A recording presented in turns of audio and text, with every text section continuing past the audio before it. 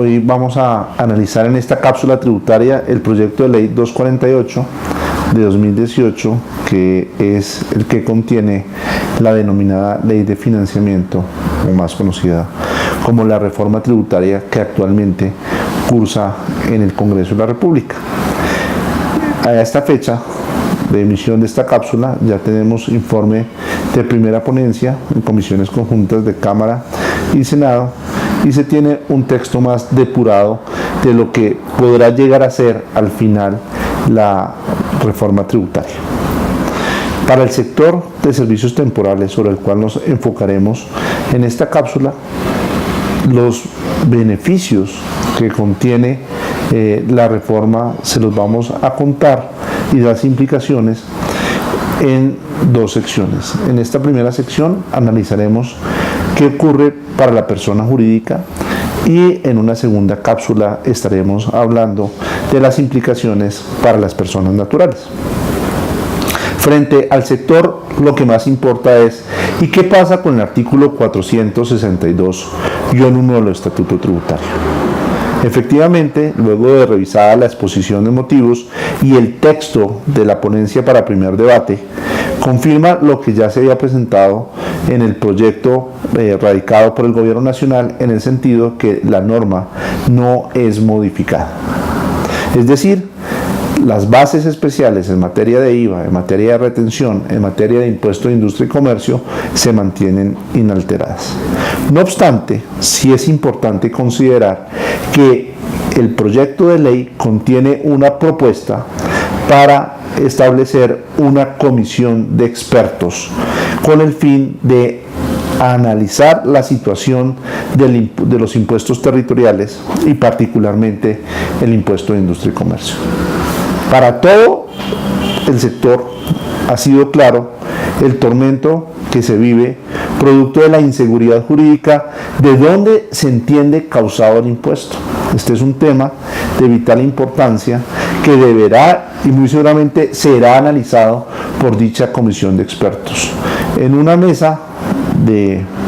verificación de cambios legislativos que organizó FENALCO, a la cual tuve la oportunidad de participar, propusimos que los gremios tengan asiento permanente, o al menos en esta comisión de expertos, a efectos de que se pueda escuchar el clamor de los empresarios, quienes son los que padecen día a día las diferentes interpretaciones de cada uno de los 1000 municipios o más que tiene Colombia.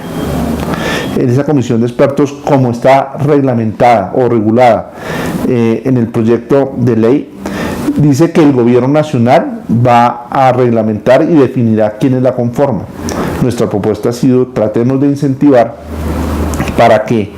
esa comisión sea definida su conformación desde el Congreso de la República, y que la invitación a los gremios no sea como algo adicional como invitados, sino más bien tengan asiento en dicha comisión para asegurar su presencia y que sean analizados con detalle estos temas que tanto le duelen a todos los empresarios en Colombia. Otro aspecto que sí es importante y que ligo con este tema de la comisión de expertos es el ejemplo del Estatuto Tributario, digamos que de reciente expedición en Medellín. En el año 2017, Medellín actualizó su estatuto tributario y definió unas reglas específicas para las plataformas digitales y todo lo que tiene que ver con el comercio electrónico y las nuevas tendencias de B2B, B2C, P2P, que son las modalidades que hoy reinan. Para nadie es un secreto que en esta industria de la economía digital, Colombia ha tenido una presencia importante, sobre todo en P2P, donde plataformas han establecido nuevos criterios de interrelacionamiento entre los usuarios y los proveedores de servicios, y ese tipo de plataformas marcarán un derrotero de lo que va a ser al final del día el servicio temporal. Mi invitación es: todos sabemos que la economía naranja será de impulso por el Gobierno Nacional, y aquí, sabiendo de que se va a regular estos temas por la comisión de expertos, deberíamos ir pensando cuál va a ser el futuro del servicio temporal en el año 2022, porque este tipo de reglas, más que estar lejanas, cada día son más cercanas, y esas innovaciones van a permitir a los empresarios estar más a tono con lo que se vive hoy en día y con la interacción que se tienen entre los empleados, los empresarios y las empresas de servicios temporales. El segundo punto que quiero destacar de este proyecto de ley es el de la reducción de la tarifa del impuesto de renta. La tarifa del impuesto de renta pasaría a quedar en el 30%. En el año 2019 queda en el 33%, en el año 2020 se propone una reducción al 32%, en el 2021 en el 31% y finalmente quedar en el 30%. Eso constituiría a muy corto plazo un alivio para las personas jurídicas. Otro aspecto que es importante a considerar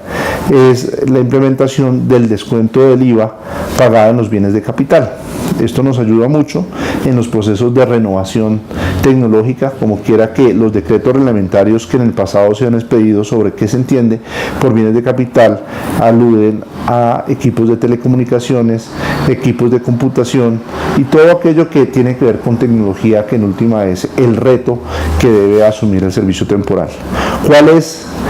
lo que nos queda? Es finalmente cómo se reglamenta estos conceptos de bienes de capital, de activos fijos reales productivos, que en el proyecto de ley se hace mención a ello y que fue materia de diferentes discusiones con la administración tributaria con motivo de otros beneficios sobre el tema que fueron regulados en el pasado, pero que en definitiva va a ser un alivio para quienes inviertan en estos bienes de capital y renueven gran parte de equipos o hagan una implementación de renovación en sus empresas. Un tercer aspecto que debemos destacar es el tema de los impuestos deducibles. Todos los impuestos que guarden relación de causalidad con la actividad productora de renta serán deducibles al 100%, exceptuando el impuesto de renta, exceptuando el impuesto al patrimonio, que entre otras no va a estar siendo incidido para las personas jurídicas, y en relación con el gravamen a los movimientos financieros continúa la regla del 50%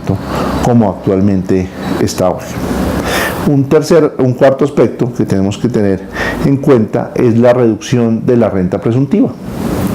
La renta presuntiva a partir del año 2019 baja, hoy está en el 3.5, 2019 quedará en el 2.5, en el 2020 en 1.5 y en 2021 será el 0%.